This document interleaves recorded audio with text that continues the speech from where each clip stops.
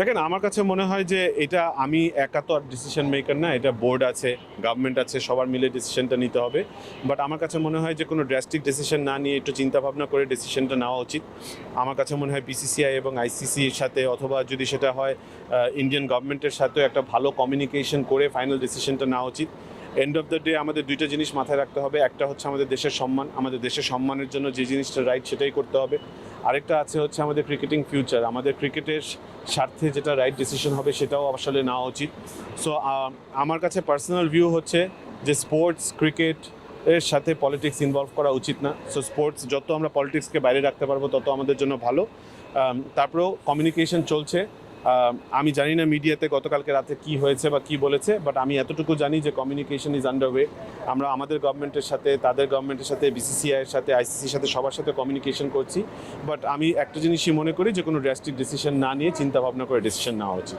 দেখেন, একটা প্লেয়ার যখন এরকম মেন্টাল স্ট্রেংথের একটা প্রফেশনাল ক্রিকেটার থাকবে, তখন সে যেই টিমেই খেলুক না কেন, কোনো ফ্র্যাঞ্চাইজ বা ন্যাশনাল টিমে, he makes our lives easier. Because যখন পুরো দেশ এবং পুরো ওয়ার্ল্ড ক্রিকেট এটাতে এত কনসার্ন দেখাচ্ছে, তখন ওকে যখন আমরা দেখি রিল্যাক্স, তখন ও আমাদেরকেও রিল্যাক্স করে দেয়।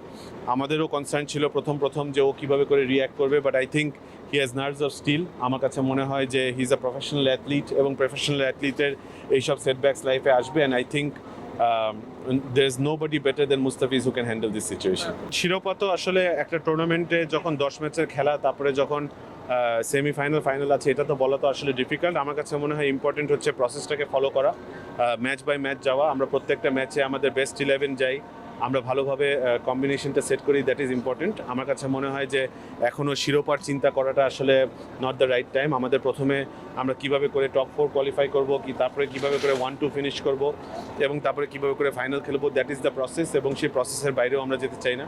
অবভিয়াসলি রংপুর রাইডার্স যখনই টিম বানাবে এবং যত বছরই খেলবেন, আমরা সবসময় চেষ্টা করব শিরোপা জয় করার জন্যই টিম বানানো। Obviously the ultimate goal is to win the championship, but তারপরেও আমার কাছে মনে হয় যে আমরা এখন প্রসেসের মধ্যে থাকাটা ইম্পর্টেন্ট।